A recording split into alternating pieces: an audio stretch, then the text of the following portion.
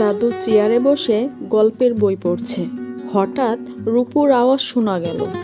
দাদু বাঁচাও। দাঁড়া বলছি, বিল্টু দাঁড়া। এত বাদরামি করলে চলে না, কিন্তু আমার অনেক কাজ পড়ে আছে। কে শুনে কার কথা?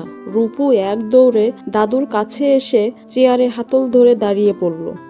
দাদু গল্পের বইটা রেখে দিল কোলের উপর। রূপুর গালটা টিপে দিয়ে মজা করে বলল, কি হয়েছে দাদু ভাই? কি এমন দুষ্টু করলে যে মা এত রেগে গেল দাদু ভাই?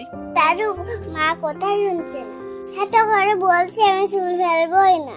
চুল ফেলে দিলে আমাকে কি ছেলে রাত পর্যন্ত করবে? দেখছেন বাবা, দেখছেন কত বড় পাকা কথা শিখেছে, দেখেন। তুমি থামো বৌমা, আমি দেখছি। ঠিক আছে দাদু ভাই, চুল যখন ফেলবেই না, তবে আমার মতো টাকলা বুড়া হওয়ার জন্য তুমি তৈরি হয়ে নাও।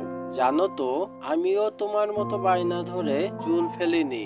দেখছো তো দাদু ভাই, ছোটবেলায় চুল না ফেলাই আজ আমার এই টেকো বুড়ো হয়ে গিয়েছে। সত্যি সত্যি কি তুমি টাকলো হয়ে গেছে? কি ছোটবেলায় চুল ফেলানি বলে? দাদু বলো না। বাবা আয়নার সামনে মাথা আঁচড়াচ্ছে। অফিসে যাবে, হাতে ব্যাগ নিয়ে বের হচ্ছে। হঠাৎ রূপুর কাছে এসে, আজ যদি এখন চুল ফেলো, তাহলে আমার মতো এত সুন্দর চুল হবে তো? বাবা একটু নিচু হবে, নিচু হও না। আমার থেকে সুন্দর আরো অনেক ঘন কালো চুল হবে। দেখি দাদু, টাকলুটা একটু। মা, চলো চুলটা ফেলে দি, না হয় আমার দাদুর মতন টাকলু হয়ে যাবো। চল, পাগল ছেলে একটা। মা ঘাড়ে হাত দিয়ে রূপুকে সেলুনে নিয়ে যাচ্ছে। মা দেখো, এবার চুল ফেলে আমারও বাবার মতো কুচকুচে কালো চুল হবে। ছেলেরা আমাকে পছন্দ করবে বলো? একটা দিব, চল। তুমি আমায় আবার বলছো? আমি তো যাবো না।